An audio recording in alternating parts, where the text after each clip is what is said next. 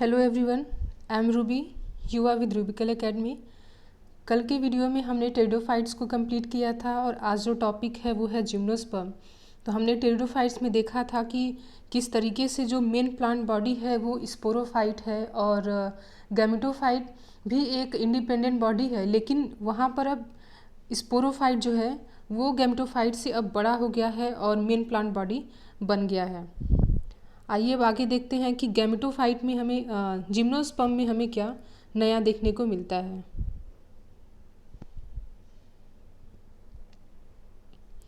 तो अभी तक हमने देखा था कि सबको रिप्रोडक्शन के लिए वाटर की ज़रूरत है और सब में मतलब अगर टेरिडोफाइट और ब्रायोफाइट की बात करें, टेरिडोफाइट में क्या देखा कि हमने ट्रू लीफ स्टेम हमने देखा, लेकिन ब्रायोफाइट में फॉल्स रूट स्टेम थे। तो हम देख रहे हैं कि किस तरीके से धीरे धीरे सब जो है वो डेवलप्ड हो रहे हैं।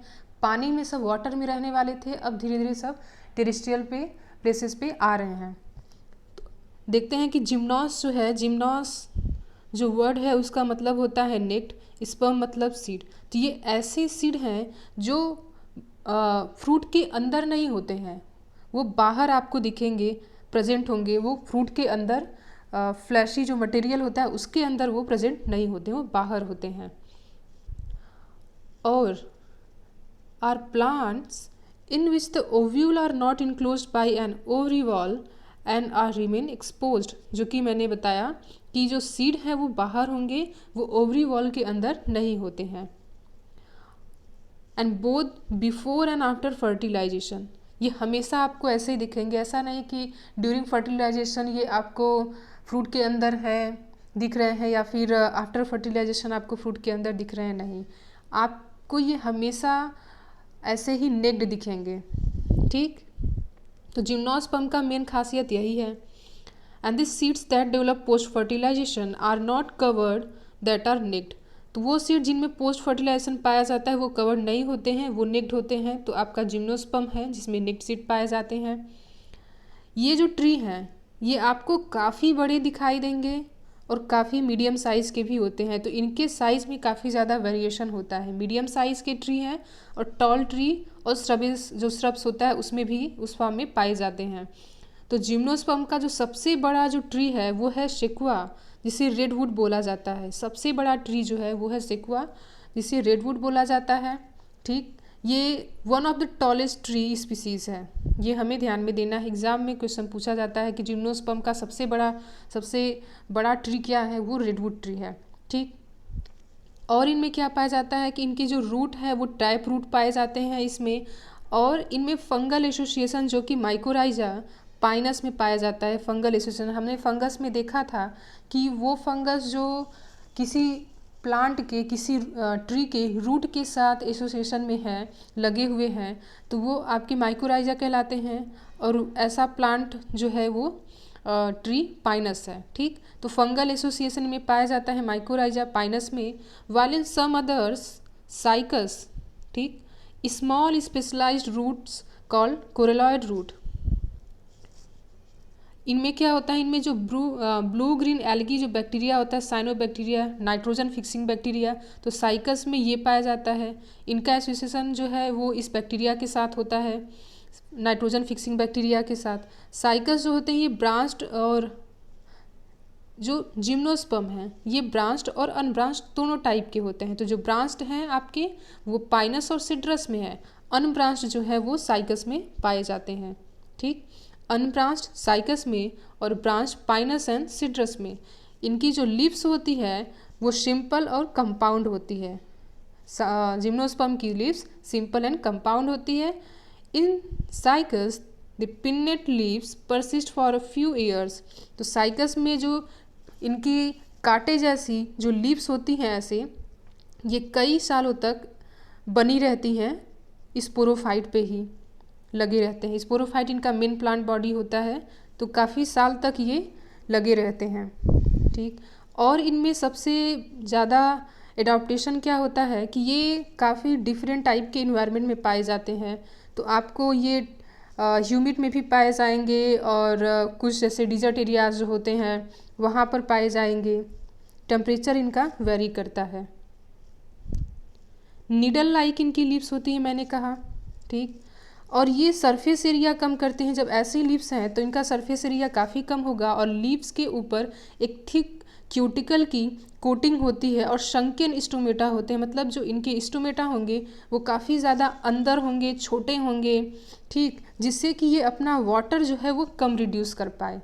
तो अभी तक हमने क्या देखा कि जिम्नोस्पर्म जो है ये नेक्ड सीड होते हैं और इनमें जो नेक्स्ट सीड होते हैं उसी में पोस्ट फर्टिलाइजेशन का प्रोसेस पाया जाता है और इनके जो पत्तियां हैं ये ब्रांच्ड और अनब्रांच्ड दोनों टाइप की होती हैं। तो आपका जो अनब्रांच्ड है वो शाइकस में है और ब्रांच्ड जो है वो पाइनस और सिड्रस में होता है। कुछ एसोसिएशन पाया जाता है फंगस के साथ जो कि आपका माइकोराइजा बोला जाता है पाइनस में। एक एसोसिएशन है साइनोबैक्टीरिया के साथ, तो साइकस में पाया जाता है, ये हमने देखा। आगे देखते हैं अब जिम्नोस्पर्म्स आर हेट्रोस्पोरस। हमने अभी टेरिडोफाइट कंप्लीट किया था तो उसमें भी देखा था कि वो हेट्रोस्पोरस होते हैं। हेट्रोस्पोरस मतलब कि जिसमें मेगा स्पोर और माइक्रोस्पोर दोनों टाइप के स्पोर पाए जाएं, ठीक। हेप्लॉयड होते हैं, मेगा और माइक्रोस्पोर दोनों हेप्लॉयड होते हैं और ये स्पोर्स जो होते हैं मेगा स्पोर और माइक्रोस्पोर ये स्पोरेंजिया के अंदर फिल होते हैं और उसे स्ट्रॉबिली या कोन बोला जाता है, ठीक। And the strobili bearing microsporophyll and microsporangia उसे मेल स्ट्रॉबिली बोला जाएगा। हमने कहा कि जो माइक्रोस्पोरेंजिया होता है वो मेल रिप्रोडक्टिव पार्ट होता है, तो उसी को माइक्रोस्पोरोफिल बोला जाता है जिसे मेल स्ट्रॉबिली बोला गया कि वो स्ट्रॉबिली जिसके अंदर माइक्रोस्पोरेंजिया होंगे वो आपका मेल स्ट्रॉबिली होगा। अब बात करते हैं फीमेल स्ट्रॉबिली। आगे देखते हैं microspores develop into male gametophyte. तो ये जो माइक्रोस्पोर इसमें प्रेजेंट हैं वो डेवलप हो करके मेल गैमेटोफाइट बनाएंगे और ये क्या होते हैं highly reduced and is confined to only a limited number of cells, ठीक। तो जो ये मेल गैमेटोफाइट बनेगा इसमें काफ़ी ज़्यादा ये छोटे होते हैं और इसमें काफ़ी कम सेल्स होते हैं और यही आपके पॉलन ग्रेन कहलाते हैं, ठीक। पॉलन ग्रेन हम जानते हैं काफ़ी ज़्यादा छोटे हैं होते हैं साइज़ में और ये काफ़ी ज़्यादा स्पेशलाइज्ड टाइप के एक स्ट्रक्चर होते हैं जो पाए जाते हैं इसमें। अब आगे देखते हैं कोन बियरिंग मेगा स्पोरोफिल। वो कोन जिसमें मेगा स्पोरोफिल है उसे फीमेल स्ट्रॉबिली बोला जाएगा क्योंकि हम जानते हैं कि माइक्रो स्पोरोफिल मेल स्ट्रॉबिली को बोलते हैं और मेगा स्पोरोफिल फीमेल स्ट्रॉबिली को बोलते हैं। मेल एंड फीमेल कोन्स और स्ट्रॉबिली में be born on the same tree, ठीक।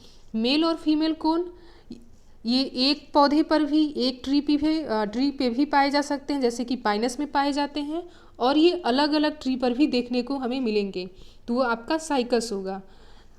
पाइनस में एक ही ट्री पे मेल और फीमेल जो स्ट्रॉबिली हैं वो मिलेंगे और साइकस में मेल और फीमेल स्ट्रॉबिली अलग अलग प्लांट पे पाए जाते हैं। The megaspore mother cell is differentiated from one of the cell of the nucleus. तो वो सेल जिसमें मियोसिस होगा उसे मेगास्पोर मदर सेल बोलते हैं जो कि हर सेल से थोड़ा सा अलग होता है देखने में। जितना सेल प्रेजेंट होता है न्यूक्लियस में उन सब से मेगास्पोर मदर सेल थोड़ा सा अलग होता है। और न्यूक्लियस क्या है? The nucleus is protected by envelopes and the composite structure is called ovule. Nucleus जो है ये एक कवरिंग के अंदर होता है, इन्वेलप के अंदर होता है जिसे ओव्यूल बोलते हैं। And the megaspore mother cell divides meiotically to form 4 megaspore.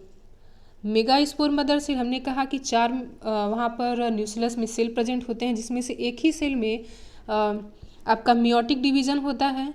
तो मेगास्पोर मदर सेल में मेयोटिक डिवीजन होगा जिससे 4 मेगास्पोर का फॉर्मेशन होगा और one of the megaspore enclosed with in the megasporangium. One of the megaspore enclosed within the megasporangium develop into multicellular female gametophyte that bears 2 or more archegonia और female sex organ। अभी मैं आपको जो इनका life cycle है वो दिखाऊंगी। मैंने यहाँ पे डायग्राम रखा हुआ है लेकिन एक बार इसे रीड कर लेते हैं, पढ़ लेते हैं कि पूरा क्या है। Unlike bryophytes and pteridophytes, in gymnosperm the male and female gametophyte do not have an independent free living existence. अभी तक हमने ब्रायोफाइट और टेरिडोफाइट में देखा था कि उन्हें रिप्रोडक्शन के लिए एक वाटर की ज़रूरत थी, वाटर मीडियम की ज़रूरत थी या रेनी सीजन की ज़रूरत थी, लेकिन अब ये थोड़ा सा उनसे अलग हो गए हैं। इनमें रिप्रोडक्शन कैसे हो रहा है? बाई एयर हो रहा है। एयर करेंट्स जो हैं वो इनके पॉलन ग्रेन को बहा कर लेकर के जाते हैं फीमेल गैमेटोफाइट तक। ठीक, आगे अभी हम देखेंगे इस चीज़ को। Sporangia retain on the sporophyte, जो स्पोरेंजिया है वो स्पोरोफाइट पर ही बना रहता है, उसी पे रहता है। The pollen grain is released from the microsporangium and the carried in air current and come in contact with the opening of the ovules born on the megasporophylls। ठीक, एयर करेंट्स के साथ ये बह करके, क्योंकि अभी हमने देखा, अभी मैं आपको दिखाऊंगी कि जो पॉलन ग्रेन है इनमें ऐसे विंग्स भी पाए जाते हैं कि ये एयर करंट के साथ ये वहाँ तक पहुँच के जाएँ, मेगास्पोर तक पहुँच के जाएँ। And the pollen tube carrying the male gametophytes male gametes grows toward the archegonia in the ovule and discharge their content near the mouth of the archegonia and the following fertilization होगा। फिर zygote develop होंगे, zygote से आपका embryo, फिर आपका ovule, ovule आपका develop होकर के सीड बनाएगा। और ये जो सीड होते हैं ये नेक्ड सीड होते हैं, कवर्ड नहीं होते हैं। अब मैं आपको इनका लाइफ साइकिल दिखाती हूँ कैसा होता है। तो ये है एक मेच्योर स्पोरोफाइट। हमने कहा कि यहाँ पर जो स्पोरोफाइट होता है ये मेन प्लांट बॉडी होता है, तो ये एक मेच्योर स्पोरोफाइट है।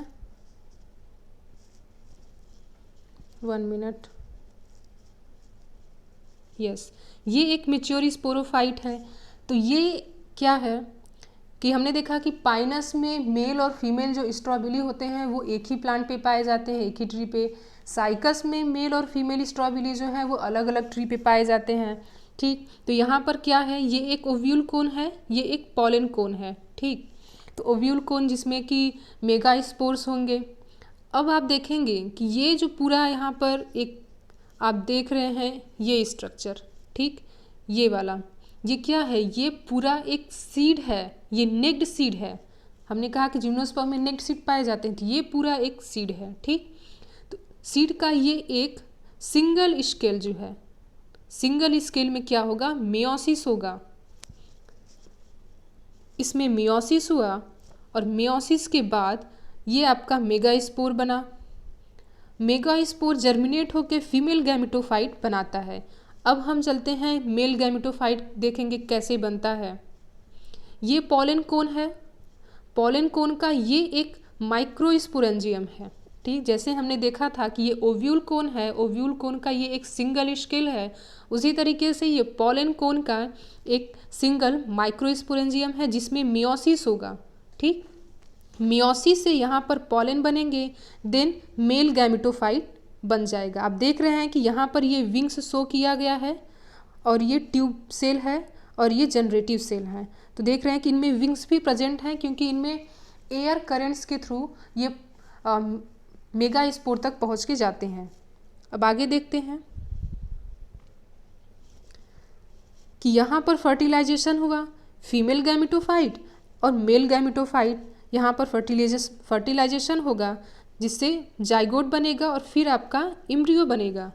जाइगोट बना, फिर इम्ब्रियो बना और इम्ब्रियो जो है वो डेवलप होकर ओव्यूल और ओव्यूल से सीड बनता है। हमने अभी ये पढ़ा था।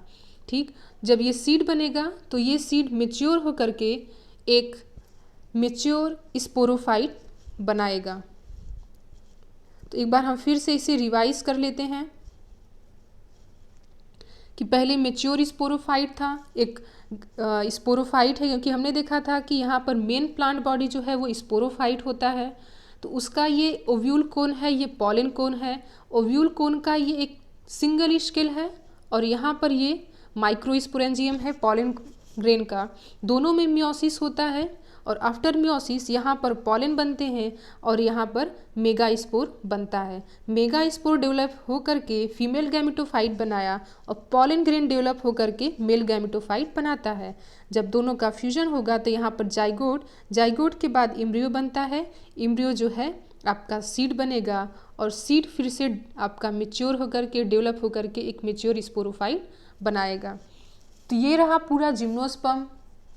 प्लांट किंगडम में हमने पहले देखा कि किस तरीके से एल्गी था, फिर उसके बाद ब्रायोफाइट, टेरिडोफाइट, फिर ये जिम्नोस्पर्म। अब लास्ट है एंजियोस्पर्म। हम एंजियोस्पर्म को काफ़ी बढ़िया से पढ़ेंगे क्योंकि वो थोड़ा सा बड़ा है, उसे समझने में थोड़ा सा टाइम लगेगा, तो उसे हम आराम से देखेंगे। वो और ज़्यादा डेवलप है क्योंकि हम देख रहे हैं कि एल्गी था किस तरीके से वो पूरा वाटर पे ही डिपेंड था। ब्रायोफाइट आए जिन्हें कि आपका एम्फीबियंस बोला गया कि वो टेरेस्ट्रियल लैंड पे भी रह सकते हैं, वाटर में भी रह सकते हैं। तो आप देख रहे हैं कि किस तरीके से धीरे धीरे सब में डेवलपमेंट हो रहा है। फिर टेरिडोफाइट्स आए जिन्हें मतलब बहुत ही कम वाटर की ज़रूरत थी। फिर आपके जिम्नोस्पर्म ये और ज़्यादा डेवलप थे। फिर अब लास्ट है एंजियोस्पर्म। तो अभी जो प्लांट्स ट्रीज जो प्रेजेंट हैं तो वो सबसे अगर बोले कि सबसे नया क्या बना तो सबसे नया सबसे लेटेस्ट जो है वो एंजियोस्पर्म है। तो अभी सबसे लेटेस्ट जो ट्रीज़ हैं वो एंजियोस्पर्म है। सबसे पुराना बोला जाए तो वो आपका एल्गी है, सबसे छोटा सबसे पुराना। तो आई होप आप लोग को पसंद आया होगा। अगर आप लोग को पसंद आ रहा है ये लेक्चर पढ़ाने का तरीका जो एनसीईआरटी से मैं पढ़ा रही हूँ, तो आप इस चैनल को सब्सक्राइब कीजिए, शेयर कीजिए लोगों के साथ। आज के लिए बस इतना ही। कल के वीडियो में मैं एंजियोस्पर्म को कंप्लीट करूँगी। Thank you so much.